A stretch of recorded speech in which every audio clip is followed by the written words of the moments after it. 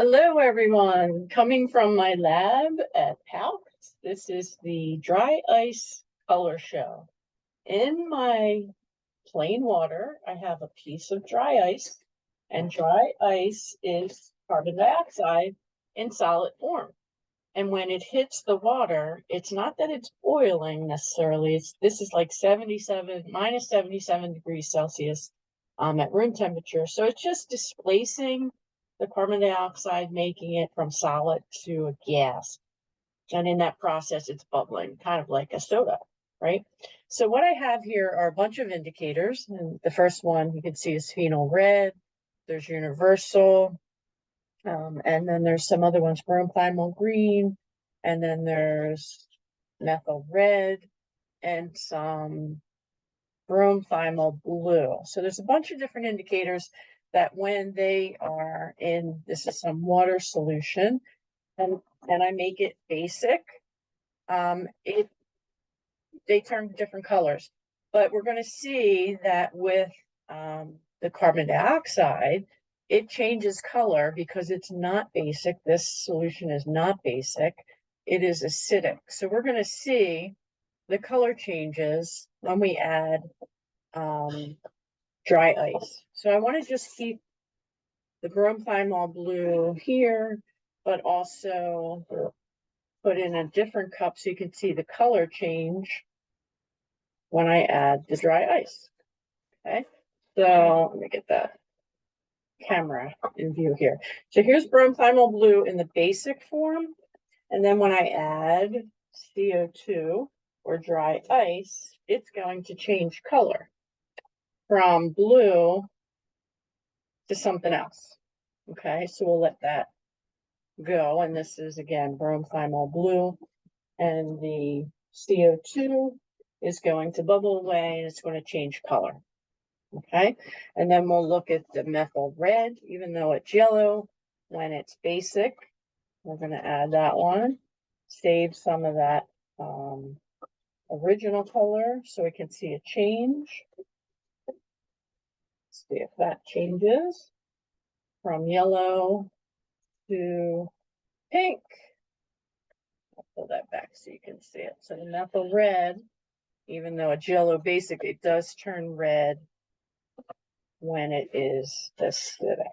And the CO2 is the only thing making that change. Okay, and this bromethymol blue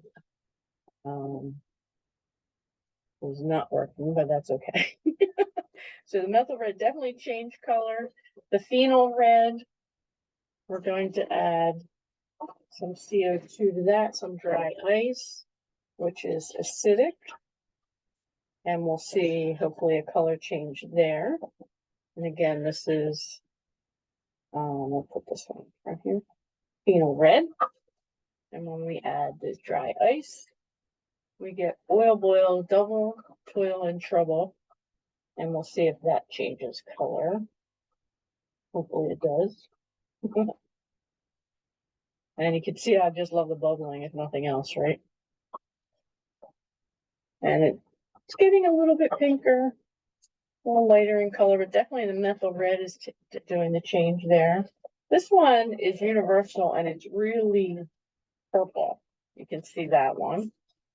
And we're going to put some in this container so we can hopefully see a change in color.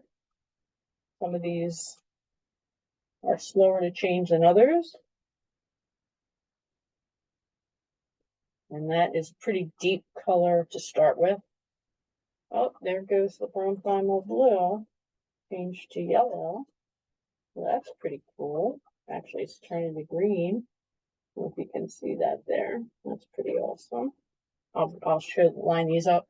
The universal is now going from purple to orange. Well, that's pretty cool.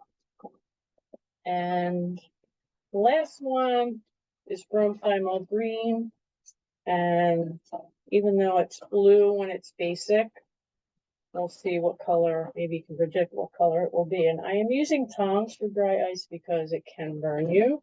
And I'm wearing my goggles because it can burn you.